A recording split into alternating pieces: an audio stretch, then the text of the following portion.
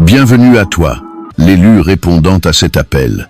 Quand tu joues aux échecs avec une pièce divine déguisée en pion, ne sois pas surpris si l'échiquier se retourne tout seul. Laisse-moi répéter pour ceux qui pensaient être malins, tu ne gagnes pas un jeu spirituel en trichant contre quelqu'un envoyé comme ton dernier test. Voici le truc, la plupart des manipulateurs ne calculent jamais. Certaines âmes entrent dans ta vie non pas pour être utilisées, mais pour être évaluées. Et quand ils échouent à cette évaluation, l'univers ne se contente pas de s'éloigner. Il restructure toute leur réalité. Laisse-moi te balancer un fait.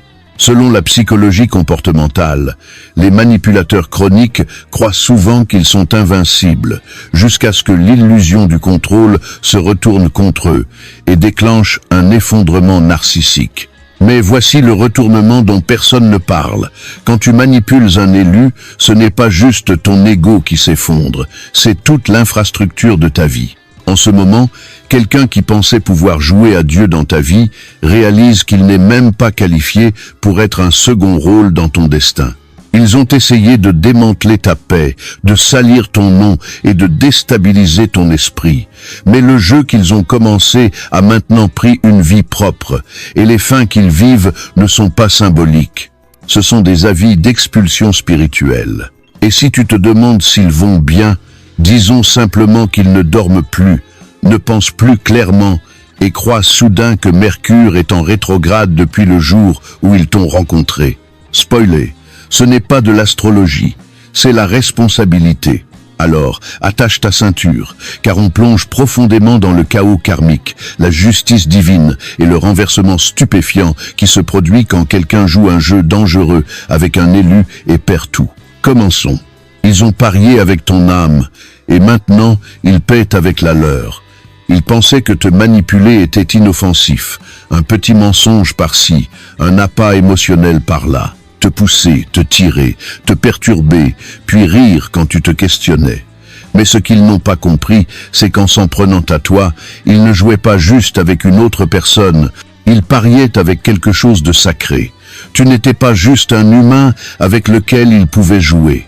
Tu étais une âme en mission, portant une protection, un but et une puissance bien au-delà de ce que leurs yeux limités pouvaient voir. Ce qu'ils ont déclenché n'était pas un simple malentendu, c'était un sabotage spirituel. Et le prix pour ça, ils ne pouvaient ni le prévoir, ni le contrôler, ni y échapper. Parce qu'une fois qu'ils ont franchi cette ligne, ils ont activé une loi spirituelle, pas humaine, pas un karma déguisé en jolies citations, mais une loi divine qui recalibre la réalité quand l'injustice a été tolérée trop longtemps. Elle ne donne pas juste une tape sur les doigts. Elle ferme des portes, dépouille les illusions et détruit tout ce qui a été bâti sur la manipulation. Maintenant, ils enchaînent perte après perte et ne parviennent pas à faire le lien. Mais la vérité est simple, ils n'ont pas été punis pour t'avoir fait du mal. Ils ont été tenus responsables d'avoir mal utilisé une énergie sacrée. Tu étais envoyé dans leur vie non pas comme un pion, mais comme un test, un miroir, une bouée de sauvetage. Mais ils ont traité ton âme comme un terrain de jeu, et maintenant le jeu est fini. Les enjeux étaient toujours plus élevés qu'ils ne le pensaient. Ils ne t'ont pas juste fait du mal, ils ont violé l'ordre divin.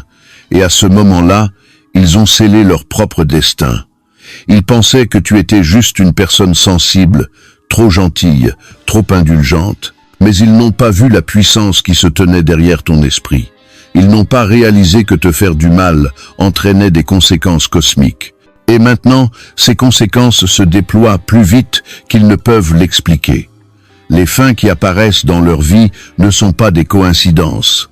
Ce ne sont pas juste de mauvais jours ou de la malchance. Ce sont des verdicts spirituels. Le jeu qu'ils ont commencé est maintenant hors de leur contrôle, et la même énergie qu'ils ont utilisée pour essayer de te piéger retourne leur monde à l'envers. Pas parce que tu les as maudits, mais parce que la protection divine ne plaisante pas quand il s'agit des élus. Elle joue pour de bon. Ils ne savaient pas que tu étais protégé par des griffes divines. Ils pensaient que tu étais juste une autre personne qu'ils pouvaient manipuler, charmer ou piétiner sans conséquence. Ce qu'ils n'ont pas réalisé, c'est que ta vie est protégée par une clause divine, un accord invisible écrit avant même qu'ils ne te rencontrent. Tu es venu au monde avec une couverture spirituelle qu'ils ne pouvaient ni voir ni comprendre.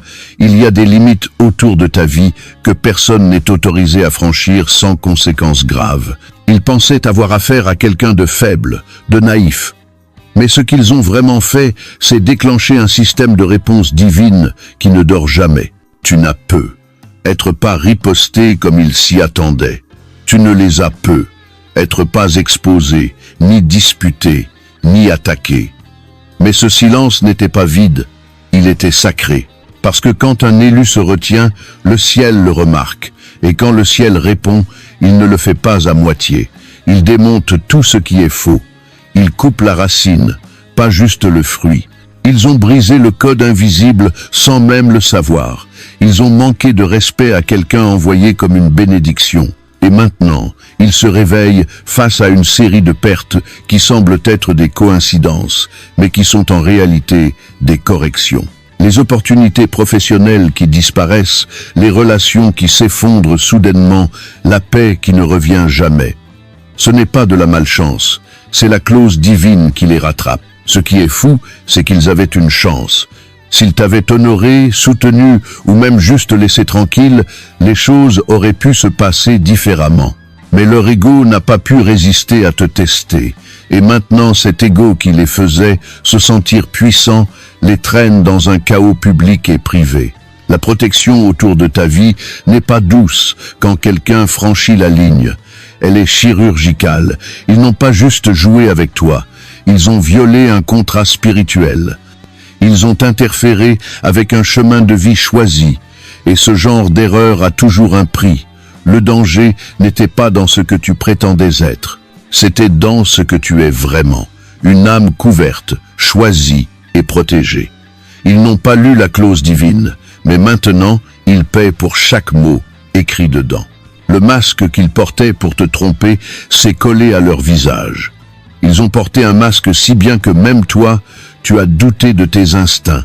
Ils ont fait semblant de se soucier de toi, de te soutenir, de te comprendre, alors qu'en réalité, chaque mouvement était calculé, chaque mot était conçu pour tordre ta perception et manipuler tes émotions.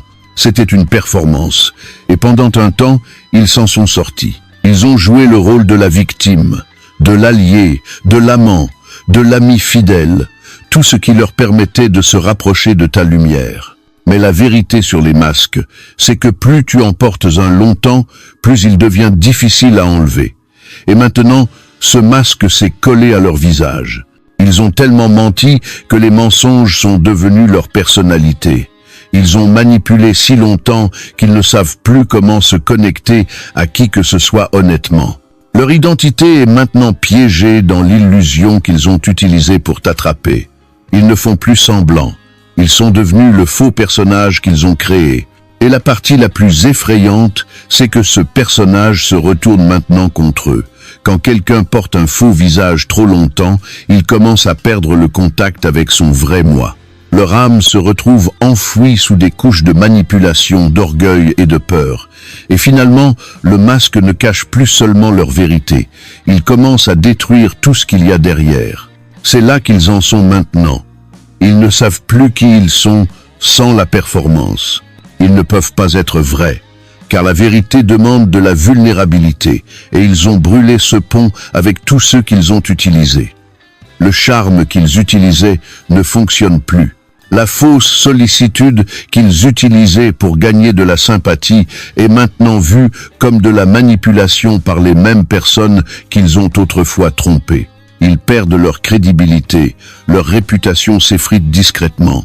Les gens se retirent, pas à cause de drame, mais à cause d'un malaise. Car l'énergie autour d'eux semble forcée, artificielle et instable. Le masque leur a donné du pouvoir un instant, mais maintenant il est devenu leur prison. Ils ne peuvent pas l'enlever sans exposer tout ce qu'ils ont fait pour le garder. Et voici le retournement. Ils pensaient que ce serait toi qui t'effondrerais. Mais toi, tu as guéri, tu as évolué, tu as vu clair pendant qu'ils restaient coincés, figés dans l'identité qu'ils ont fabriquée pour contrôler les autres. Ils pensaient avoir surpassé, Au lieu de ça, ils se sont surpassés eux-mêmes. Maintenant, ils ne trompent plus personne, pas même leur propre reflet. Ils se sont moqués de ta douleur. Maintenant, ils souffrent sans témoin. Ils se sont moqués de toi quand tu étais au plus bas. Ils ont plaisanté sur tes effondrements comme si c'était un divertissement. Pour eux, ta douleur était une faiblesse et ton silence était une arme. Ils pensaient que ta souffrance silencieuse signifiait qu'ils gagnaient. Ils n'ont jamais imaginé que ce silence était un espace sacré où ta guérison se déployait et où leur karma s'écrivait. Ils se sentaient puissants en se moquant de toi, surtout parce qu'ils avaient un public. Les ragots leur donnaient du statut, ton nom leur donnait de la pertinence, mais maintenant la foule est partie. Les projecteurs sont éteints et la scène qu'ils ont construite sur ton malheur est complètement vide. Ce qu'ils n'avaient pas prévu, c'est la solitude qui suit quand on devient connu pour rire des gens au lieu de les élever. Maintenant, ils souffrent en privé. Et ce n'est pas le genre de douleur qui attire la sympathie. Ce n'est pas quelque chose qu'ils peuvent partager avec les autres. Cette douleur est silencieuse, étouffante, teintée de la honte qui frappe quand on réalise qu'on avait totalement tort. Ils ne peuvent pas poster leur chagrin. Ils ne peuvent pas tweeter leurs regrets, car admettre ce qu'ils traversent reviendrait à confesser ce qu'ils t'ont fait. Ils sont coincés dans une cellule émotionnelle, et les murs se referment. Plus personne ne les applaudit, plus personne n'écoute. Les mêmes personnes qui riaient avec eux sont maintenant méfiantes, distantes ou totalement parties. Et maintenant, ils réalisent quelque chose de brutal. Ils ont transformé ta souffrance en spectacle. Et maintenant, la vie a transformé la leur en un film muet sans public, sans applaudissements et sans échappatoire. Ce qui les brise, ce n'est pas juste la douleur, c'est le silence qu'ils ont autrefois moqué. Ils en goûtent enfin le goût, mais au lieu de guérir à l'intérieur comme tu l'as fait, ils s'effondrent. Ils n'ont pas d'encre, pas de grâce, pas de lumière. Parce que quand tu utilises la souffrance de quelqu'un d'autre pour nourrir ton ego, la vie t'emmène finalement dans un endroit où ton ego ne peut pas t'aider. Ils t'ont regardé ramper et ont ri. Maintenant, ils tombent sans que personne ne regarde et sans que personne ne se soucie assez pour les rattraper. Toute leur vie devient une scène de contamination spirituelle. Tout ce qu'ils contrôlaient autrefois commence à leur échapper. Les espaces qu'ils utilisaient pour dominer, tromper et manipuler se referment sur eux. Leurs maisons semblent lourdes. Leurs relations sont remplies de méfiance et de tension. Leur lieu de travail est inconfortable, plein de malentendus, de trahisons et d'une énergie qu'ils ne parviennent pas à dissiper. Ce qui se passe n'est pas aléatoire. C'est une contamination spirituelle. Ils ont passé tellement de temps à créer des environnements où ils pouvaient rester au pouvoir, où ils pouvaient tordre la vérité, contrôler les récits et semer des graines de confusion. Mais ce qu'ils n'ont pas réalisé, c'est que l'énergie ne reste pas seulement dirigée vers les autres. Elle sature l'espace d'où elle est envoyée. Et maintenant, le poison qu'ils ont dirigé contre toi s'infiltre dans chaque recoin de leur propre vie. Ils ont créé des espaces pour se moquer de toi, t'isoler ou retourner les autres contre toi. Mais maintenant, ces mêmes endroits s'effondrent. Les conversations autour d'eux semblent gênantes et creuses. Les gens qu'ils convainquaient si facilement commencent à voir clair dans leur jeu. C'est comme si un brouillard se levait, mais seulement pour les autres. Eux, ils continuent d'opérer avec un scénario qui ne fonctionne plus. Ils ne peuvent pas se reposer chez eux. L'ambiance est pesante, leur sommeil est perturbé. Les murs qui leur apportaient autrefois du confort résonnent maintenant de chaque mensonge qu'ils ont raconté. Leurs relations s'effilochent aussi, car le contrôle est un mauvais substitut à la connexion. Et quand la manipulation est la base, l'effondrement est garanti. Même au travail ou en public, ils portent quelque chose de lourd. Les gens ne connaissent peu, être pas toute l'histoire, mais ils ressentent le changement. Le charme a disparu. Les mots n'ont plus le même impact. L'orgueil qu'ils portaient comme une armure commence à sentir le désespoir. C'est parce que l'énergie qu'ils ont envoyée dans le monde se replie maintenant sur elle-même, et rien de ce qu'ils ont construit n'est immunisé contre ça. Le piège qu'ils ont tendu pour toi s'est transformé en une cage autour d'eux. Ils pensaient pouvoir contrôler les résultats en créant des espaces toxiques, mais l'énergie ne prend pas parti. Elle suit la source, et comme ils étaient la source de cette obscurité, cette même énergie démonte maintenant tout ce qu'ils ont touché, discrètement, précisément, brutalement. Ils pensaient que te briser était un jeu. Maintenant, leur esprit est le champ de bataille. Ils pensaient pouvoir te briser et s'en sortir indemnes. Ils pensaient que les mensonges, la manipulation et le sabotage émotionnel te fracasseraient et renforceraient leur sentiment de contrôle. Ils ont joué à des jeux psychologiques comme si c'était un passe-temps, testant tes limites, observant tes réactions, se nourrissant de ta confusion. Pour eux, tout ça n'était qu'une stratégie tordue pour gagner un jeu dont tu ignorais même l'existence. Mais ils ne se sont jamais demandé ce qui se passerait si le jeu se retournait contre eux. Maintenant, leur propre esprit est devenu un territoire hostile. La paix qu'ils simulaient a disparu. La confiance qu'ils faisaient semblant d'avoir s'effrite. Ils sont nerveux, anxieux, remettent en question tout et tout le monde, y compris eux-mêmes. Ils sont hantés non seulement par la culpabilité, mais par la peur. La peur que la vérité éclate. La peur que le karma les observe, la peur que ce qu'ils t'ont fait leur revienne sous une forme qu'ils ne peuvent pas anticiper. Le silence qu'ils utilisaient pour te contrôler s'est retourné contre eux. Il est trop bruyant maintenant. Ils ne peuvent pas échapper à leurs propres pensées. Ils ne dorment plus sans tension. Ils répètent des conversations qui n'ont jamais eu lieu. Ils essaient de prédire des résultats qu'ils ne contrôlent pas. Ils s'obnubilent sur des gens qui ne leur font plus confiance. Ils surinterprètent chaque regard, chaque mot, chaque pause dans un message texte. C'est le genre de chaos mental qui ne s'annonce pas avec des feux d'artifice, mais qui ronge lentement la stabilité. Et le pire, c'est qu'ils ne peuvent pas demander d'aide, car cela impliquerait de dire la vérité. Ils devraient admettre ce qu'ils ont fait, à quel point c'était calculé et qu'ils sont vraiment sous le charme. Mais leur orgueil ne les laissera pas faire.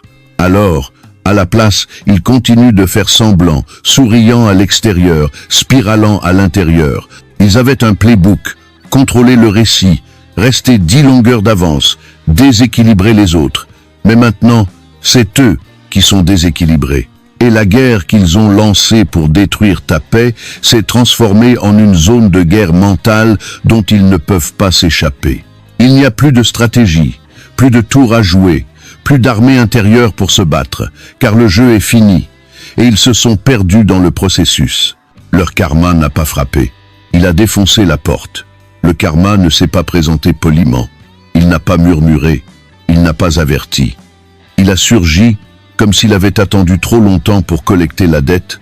Ce n'est pas le genre de karma dont on parle en ligne avec des citations douces et une musique apaisante.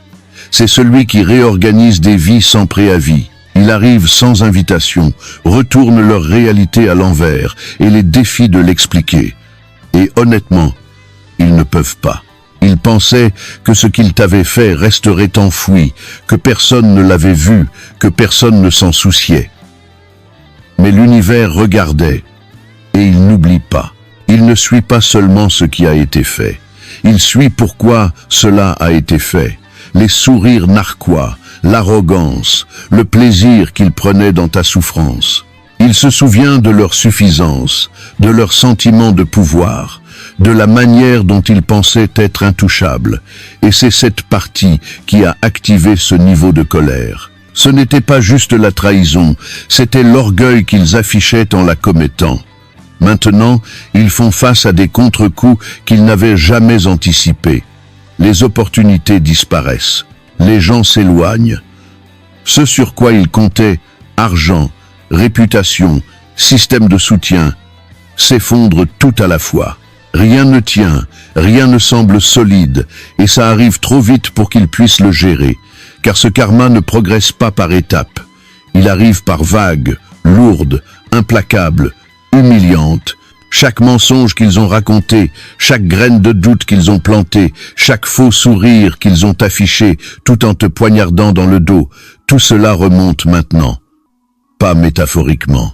Littéralement, les gens le voient, l'exposent, les laissent sans endroit où se cacher. Ce n'est pas une punition, c'est une correction, une réinitialisation complète conçue non seulement pour les humilier, mais pour rappeler à chaque partie de leur esprit que l'ordre divin ne peut pas être moqué. Et voici le retournement. Ils ne s'attendaient pas à ce que les conséquences aient des dents. Ils s'attendaient à un délai, être un peu de culpabilité ou un léger contre-coup. Mais ce qu'ils affrontent maintenant n'est pas un inconfort émotionnel, c'est une démolition spirituelle. La porte qu'ils ont claquée à ton visage a été arrachée de ses gonds. Et maintenant, le karma traverse chaque pièce de leur vie, renversant les tables et sortant les reçus. Voilà ce qui arrive quand tu joues sale et que tu penses que l'univers dort. Il ne dort pas, il est juste patient. Mais quand il bouge sans pitié. Ils t'ont utilisé comme bouclier. Maintenant, ils sont exposés sur tous les fronts. Ils n'étaient pas attirés par toi juste pour qui tu étais. Ils étaient attirés par la protection, la lumière, la paix qui t'entourait. Ils voyaient ton énergie comme un endroit sûr pour cacher leur propre obscurité. Être près de toi leur donnait accès à une faveur qu'ils n'avaient pas gagnée, une attention qu'ils ne méritaient pas et une grâce qu'ils n'avaient aucune intention d'honorer. Tu es devenu leur couverture spirituelle, un bouclier contre le jugement, la suspicion ou même les conséquences. Ils pensaient qu'en restant près de toi, ils pouvaient garder leur vraie nature cachée. Et pendant un temps, ça a fonctionné. Les gens supposaient le meilleur d'eux simplement parce que tu étais à leur côté. Ta bonté déteignait sur eux. Ton discernement, ta patience, ta crédibilité leur donnaient un laissez-passer qu'ils n'avaient jamais mérité. Mais ils n'essayaient pas de grandir, ils n'essayaient pas de changer, ils essayaient juste de se fondre dans la masse. Ils ont utilisé ta lumière comme un masque, espérant que personne ne regarderait plus loin. Mais l'énergie ne ment pas éternellement, et Dieu ne laisse pas ses élus utilisés comme cachette bien longtemps. Dès l'instant où tu t'es retiré, où tu t'es détaché, déconnecté, ou as enfin dit assez, cette couverture s'est levée, et ce qu'il reste est une exposition brute. Les gens qui leur donnaient autrefois le bénéfice du doute commencent à tout remettre en question. Les incohérences commencent à se voir. Le charme ne fonctionne plus de la même manière, et sans ta lumière pour adoucir leur présence, l'énergie qu'ils portent est tranchante, étrange et inconfortable. Maintenant, ils paniquent. Ils essaient de recréer ce qu'ils avaient avec toi, cherchant quelqu'un d'autre pour masquer leur dysfonctionnement. Mais ça ne marche pas, car la vérité a une façon de remonter quand la couverture est partie. Et maintenant, la saleté qu'ils ont enfouie sous ta grâce déborde. Ils ne peuvent plus se cacher derrière ta gentillesse. Ils ne peuvent plus utiliser ton silence comme bouclier. Ils sont exposés sur tous les fronts émotionnellement, socialement, spirituellement. Les gens le remarquent, les opportunités se tarissent, les connexions s'effacent. Ils portent maintenant tout le poids de leur propre énergie. Et ce n'est pas joli, ce n'est pas impressionnant, ce n'est pas divin. La protection même qu'ils ont abusée est devenue le jugement qu'ils affrontent maintenant. Tu n'as jamais été leur bouclier, tu étais leur avertissement. Ils n'ont simplement pas écouté, et maintenant personne ne vient à leur secours. Ils ont si bien menti sur toi qu'ils y ont cru jusqu'à ce que la réalité détruise leur illusion. Ils ont raconté l'histoire tellement de fois qu'ils ont commencé à y croire eux-mêmes. Ils t'ont dépeint comme le problème, l'instable, le déloyal. Ils ont répété les mensonges dans leur tête jusqu'à pouvoir les réciter sans ciller. Ils se sont présentés comme la victime si convaincamment que des gens ont commencé à prendre leur parti. Amis, famille, même des étrangers. Certains ont cru au scénario parce qu'il semblait fluide et émotionnel. Et le pire, c'est qu'ils pensaient s'en être sortis. Ils pensaient que contrôler le récit signifiait contrôler la vérité. Ils ont confondu être cru avec avoir raison. Mais la vérité ne dépend pas de la popularité. Elle n'est pas bruyante, elle n'est pas tape à l'œil, mais elle est constante. Elle attend tranquillement. Et maintenant, un par un, les mensonges qu'ils ont construits s'effritent. L'histoire ne tient plus. Les chronologies ne correspondent pas. Les faits contredisent leurs affirmations et les gens commencent à remarquer les fissures. La réalité fait ce que tu n'as pas eu à faire. Elle révèle tout ce qu'ils ont essayé d'enterrer, pas par des disputes ou du drame, mais par des conséquences. Les gens qu'ils ont manipulés comparent maintenant leurs notes. Les masques qu'ils portaient glissent. Les incohérences sont plus bruyantes que les ragots ne l'ont jamais été. Et ce n'est pas juste une question de perdre la faveur, c'est un effondrement total de la crédibilité. Ils pensaient que mentir sur toi les élèverait. Ils pensaient que te rabaisser les ferait paraître forts, sages ou incompris. Mais maintenant que l'illusion se brise, ils réalisent quelque chose de douloureux. Si ton personnage devait être détruit pour que le leur ait du sens, alors le leur n'a jamais été réel pour commencer et les retombées sont brutales. Les relations qu'ils utilisaient pour manipuler les autres s'effondrent. Les gens s'éloignent, pas par loyauté envers toi, mais par malaise envers eux. Parce que le même faux récit qui convainquait autrefois les autres rend maintenant tout le monde méfiant. S'ils pouvaient si bien mentir à ton sujet, sur qui d'autres ont-ils menti? Ils ont transformé les mensonges en armes jusqu'à ce que l'arme se retourne contre eux. Et maintenant, la vérité ne se contente pas de les rattraper. Elle les dépasse lentement, publiquement, implacablement. Ils ont cru à leurs propres mensonges. Mais la réalité, elle, n'y a jamais cru. Et maintenant, elle se présente pour laver ton nom sans que tu aies à dire un mot. Ils sont devenus accros à te manipuler et ont perdu le contrôle de leur propre vie. Au début, c'était un jeu pour eux. Manipulation subtile, impasse émotionnelle, signaux contradictoires. Ils aimaient voir comment tu réagissais. Ça leur donnait un frisson. Chaque fois que tu te questionnais, que tu expliquais trop ou que tu essayais de gagner leur approbation, ça leur donnait un faux sentiment de pouvoir. Ils n'essayaient pas juste de te faire du mal, ils essayaient de se sentir importants et tes réactions devenaient leur drogue. Ils se sont nourris du contrôle. Ils ont appris quel bouton appuyer, quel mot dire, quand se montrer froid, quand te ramener. C'était un cycle malsain et ils pensaient en être les maîtres. Mais ce qu'ils n'ont pas réalisé, c'est qu'ils étaient ceux qui devenaient accros. Lentement, tes réponses émotionnelles sont devenues leur seule source de validation.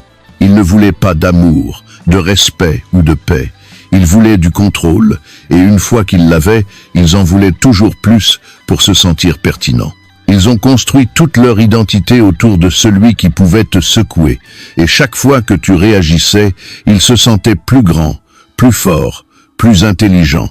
Mais sous tout ça, une profonde insécurité, car les gens qui se sentent vraiment puissants n'ont pas besoin de détruire quelqu'un d'autre pour se sentir entier. Maintenant que tu t'es déconnecté émotionnellement, physiquement ou spirituellement, ils sont en chute libre.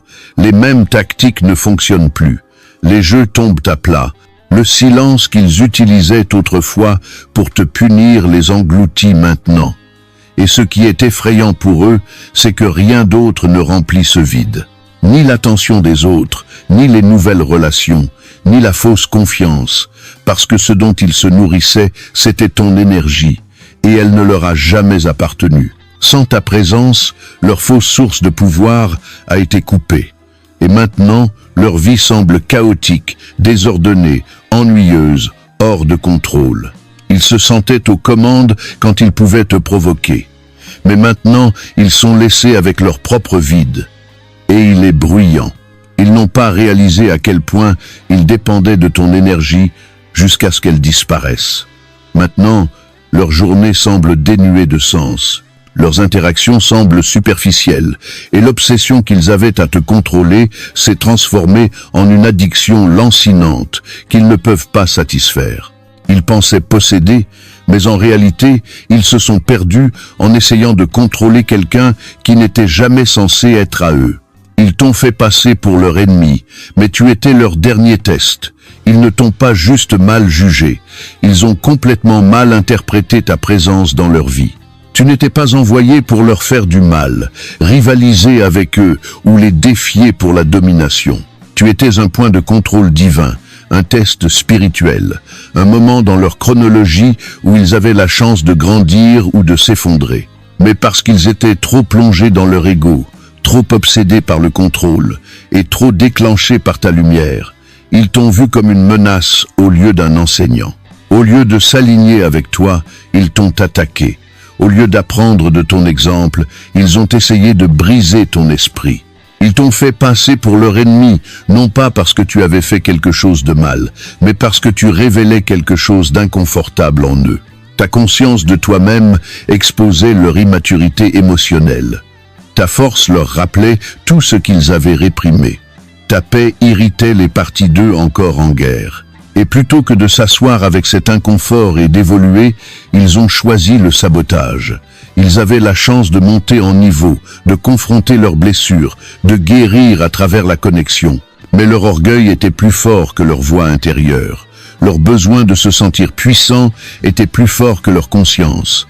Alors, ils ont franchi une ligne qui n'aurait jamais dû être franchie. Et ce qu'ils n'ont pas compris, c'est qu'en échouant à un test spirituel avec malveillance, tu ne manques pas juste une opportunité, tu déclenches une réaction en chaîne de conséquences. Maintenant, ils font face aux retombées.